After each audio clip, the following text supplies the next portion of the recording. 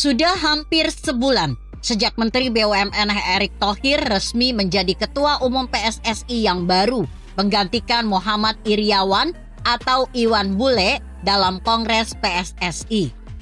Baru-baru ini kembali tersiar kabar bahwa mantan pemilik mayoritas saham klub Inter Milan akan dicalonkan menjadi calon wakil presiden dalam kontestasi pemilihan presiden 2024.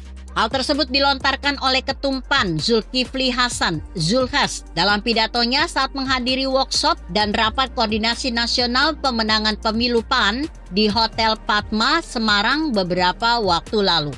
Pada saat mengakhiri pidatonya di depan Presiden Joko Widodo dan para kader PAN, Zulhas berpantun, "Jalan-jalan ke Simpang 5, jangan lupa membeli lumpia. Kalau Pak Ganjar dan Pak Erik sudah bersama, insya Allah Indonesia tambah jaya." Dalam pantun tersebut sangat terlihat keinginan Zulhas ingin menduetkan Menteri BUMN tersebut dengan Gubernur Jawa Tengah yang sekarang masih anggota partai lain. Hal ini lantas menjadi pertanyaan banyak pihak. Ganjar Pranowo yang masih merupakan kader PDIP yang dalam partainya sendiri masih belum memutuskan calon presiden yang akan diusung. Selain itu, Erick Thohir juga masih akan menjabat sebagai Ketum PSSI 2023-2027. Otomatis jika Erick Thohir menjadi cawapres, bahkan menjadi wakil presiden, akan membawa perubahan yang sangat besar dari segala sisi. Maka pada artikel kali ini akan membahas mengenai kemungkinan Erick Thohir menjadi cawapres hingga menjadi wapres yang berpasangan dengan Ganjar Pranowo. Tentu saja ketika Ganjar berpasangan dengan Erick Thohir akan mempermudah Ganjar yang tidak memiliki modal uang yang cukup untuk kampanye Pilpres. Artinya dengan Erick Thohir seorang pengusaha sukses membuat masalah modal kampanye sudah tidak menjadi persoalan pasangan ini jika memang maju bersama nantinya. Apalagi isu dana kampanye ini sedang kembali banyak dibicarakan setelah bakal calon presiden Anies Baswedan yang memiliki hutang miliaran dengan Sandiaga Uno untuk modal kampanye pemilihan Gubernur DKI Jakarta 2017 lalu. Untuk menduduki kursi DKI saja butuh miliaran. Bagaimana modal untuk menduduki posisi RI 1 dan RI 2? Melihat hal tersebut sangatlah terlihat pentingnya uang untuk modal menuju kursi eksekutif pemerintahan. Lantas, bagaimana juga dengan nasib kursi ketum PSSI? Ini yang akan menjadi pertanyaan besar untuk para penggemar dan pengamat sepak bola dalam negeri. Tragedi Kanjuruhan Oktober tahun lalu yang membuat pergantian kursi ketum PSSI dipercepat, yang membuat Erick Thohir menduduki posisi ketum PSSI selanjutnya.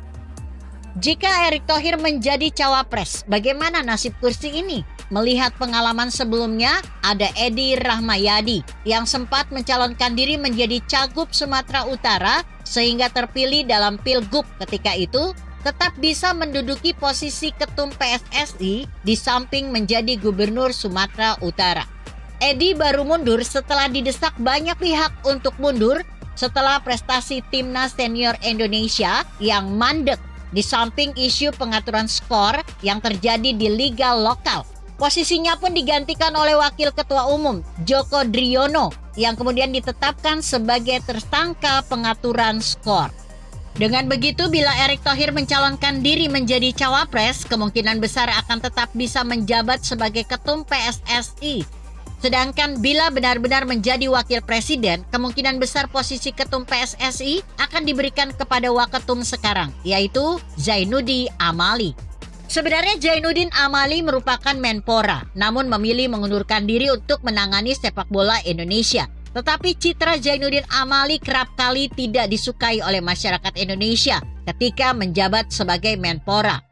Tentu jika ia menjadi ketum PSSI akan membuat banyak pihak kecewa, terutama kepada Erick Thohir yang menjanjikan perubahan di tubuh PSSI.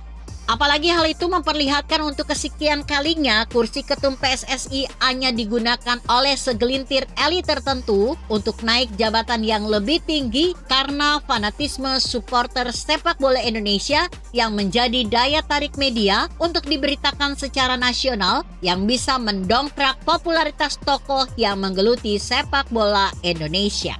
Begitu kira-kira.